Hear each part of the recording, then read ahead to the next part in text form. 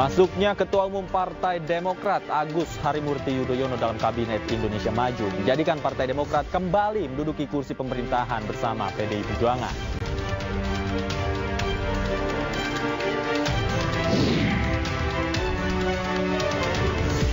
Seratus tokoh menyatakan penolakan terhadap hasil Pilpres 2024 karena menilai terjadi kecurangan secara terstruktur, sistematis, dan masif.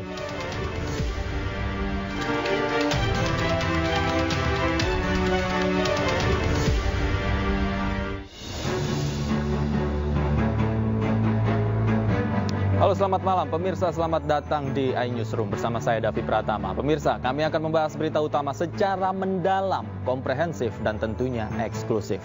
Pemirsa, masa aksi yang tergabung dalam Poros Buruh menggelar demonstrasi di depan gedung KPU Jakarta. Masa aksi menolak Pilpres curang dan meminta para komisioner KPU dipecat.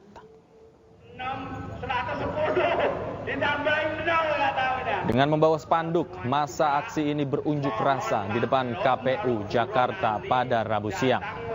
Dalam aksinya, mereka menuntut diantaranya menolak Pilpres curang, diskualifikasi Capres-Cawapres yang diduga curang, meminta para komisioner KPU dipecat, hingga melakukan audit IT KPU. Akibat massa yang memadati area sekitar Jalan Imam Bonjol sempat terjadi kemacetan. Petugas kepolisian berjaga di sekitar lokasi dan menutup sementara Jalan Imam Bonjol di depan kantor KPU. Hasil. Teman-teman harus paham tentang baliho ini. Memang Kita ke informasi lain pemirsa, Ketua Umum Partai Demokrat Agus Harimurti Yudhoyono dilantik menjadi Menteri Agraria dan Tata Ruang atau Kepala Badan Pertanahan Nasional. AHY menggantikan Hadi Cahyanto yang menjadi Menko Polhukam. Presiden Joko Widodo melantik Ketua Umum Partai Demokrat Agus Harimurti Yudhoyono menjadi Menteri Agraria dan Tata Ruang. AHY mengisi posisi sebagai Menteri ATR BPN karena Hadi Cahyanto menempati posisi baru sebagai Menko Polhukam. AHY hadir didampingi istrinya Anissa Pohan pada pukul 10:30 waktu Indonesia Barat di Istana Negara. Usai dilantik, AHY mengatakan memiliki komitmen untuk melanjutkan sejumlah program dan target yang telah dicanangkan oleh Hadi Cahyanto. Target tersebut diantaranya adalah menuntaskan pemenuhan sertifikasi tanah elektronik hingga menyelesaikan isu sengketa tanah yang hingga kini masih ada.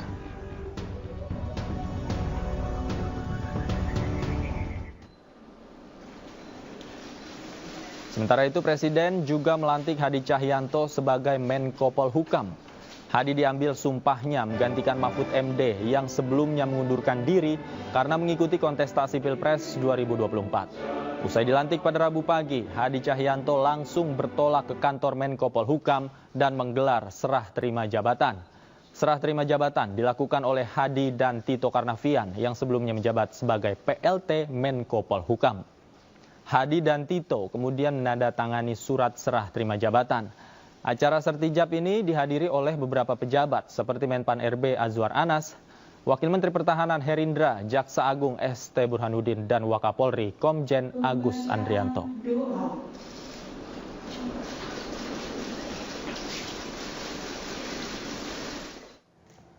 Pemirsa, masuknya Ketua Umum Partai Demokrat Agus Harimurti Yudhoyono dalam Kabinet Indonesia Maju menjadikan Partai Demokrat kembali menduduki kursi pemerintahan bersama PDI Perjuangan. Dan kini tersisa Partai Keadilan Sejahtera yang masih menjadi oposisi.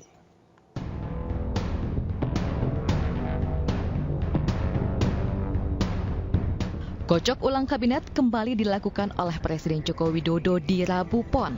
Hari dan tanggalan yang kerap jadi waktu khusus bagi Jokowi untuk melantik menteri.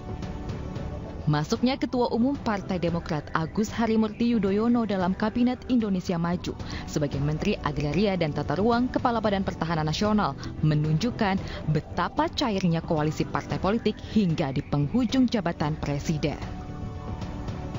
Usai bertemu dengan Ketua Umum Partai Nasdem Surya Paloh beberapa waktu lalu, Jokowi berencana mengundang Ketua Umum Partai Kebangkitan Bangsa Muhaimin Iskandar dan juga Ketua Umum PDI Perjuangan Megawati Soekarno Putri. Terkait dengan pertemuan dengan ketua parpol lain, Pak? Ketua parpol? Iya, kan ada yang lain, Pak. Kata Bapak semuanya. Kira-kira kapan, Pak? Semua yang kira-kira memang ketemu ya bisa saja ketemu. Kalau memang nggak perlu ketemu, kenapa harus ketemu? Pak Presiden. Nah, ini dalam proses diatur semuanya.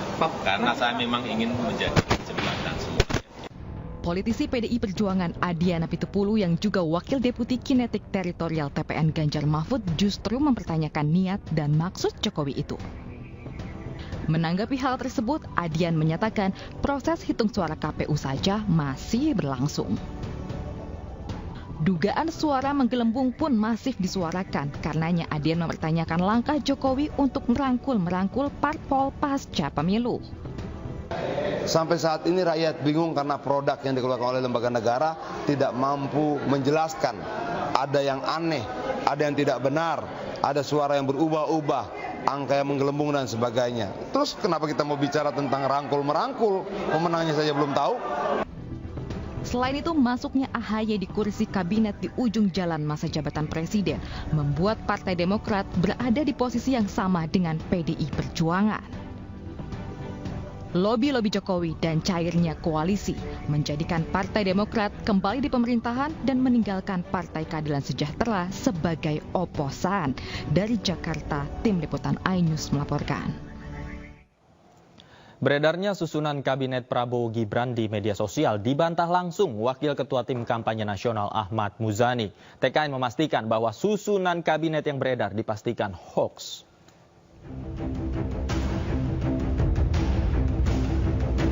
Media sosial dihebohkan dengan beredarnya susunan kabinet pasangan Capres-Cawapres Prabowo Gibran. Menanggapi hal itu, Wakil Ketua TKN Ahmad Muzani membantah. Muzani menegaskan, jika susunan kabinet Prabowo Gibran di media sosial merupakan hoax, sementara pihaknya masih menunggu hasil resmi KPU terkait penghitungan suara Pilpres 2024. Berbagai macam spekulasi pasti akan terjadi, termasuk spekulasi tentang daftar kabinet Prabowo Gibran. Jadi saya ingin mengatakan bahwa semua yang beredar di berbagai macam sosial media, siapapun namanya, apapun daftarnya, itu spekulatif.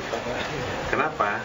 Karena Pak Prabowo dan Mas Gibran masih menunggu keputusan real count dari Komisi Pemilihan Umum yang merupakan lembaga yang memiliki kewenangan untuk menetapkan calon presiden dan wakil presiden untuk menjadi pemenang pemilu. Muzani juga menambahkan, penyusunan kabinet nantinya harus melalui mekanisme keputusan partai koalisi dan para tokoh yang terlibat di dalamnya. Dari Jakarta, Den Helmi Sajangbati, iNews melaporkan. Wacana mengusung hak angket terkait dugaan kecurangan Pilpres 2024 terus menguat. Anggota DPR fraksi PDI Perjuangan yang juga Wakil Deputi Kinetik Teritorial TPN Adiana Pitupulu menegaskan hak angket digulirkan bukan mencari kalah menang, tapi mencari kebenaran.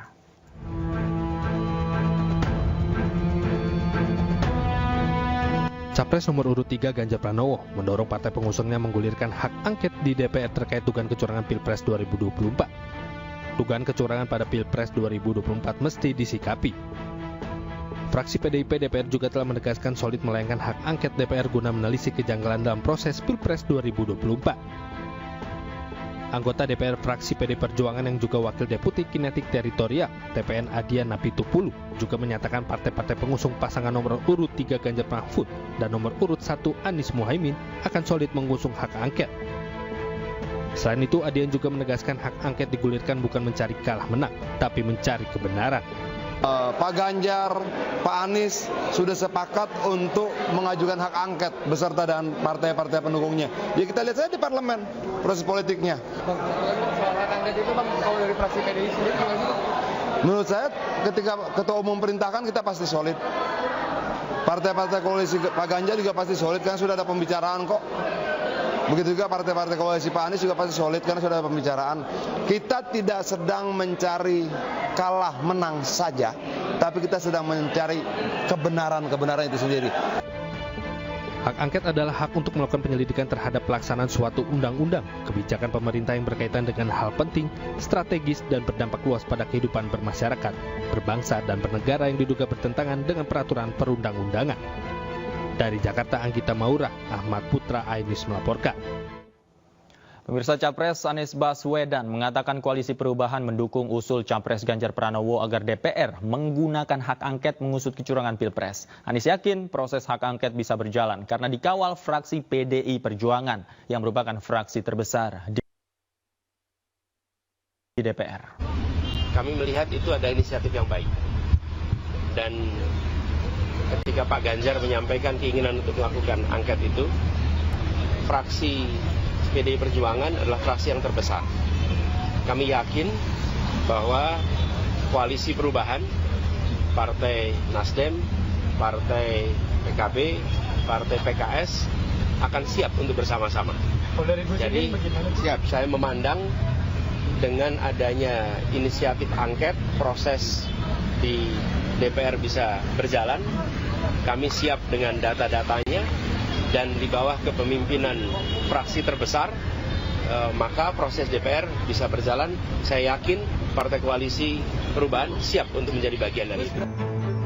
100 tokoh menyatakan penolakan terhadap hasil Pilpres 2024 karena menilai terjadi kecurangan secara terstruktur, sistematis, dan masif. Usai jeda kami segera kembali. Tetaplah di iNewsroom.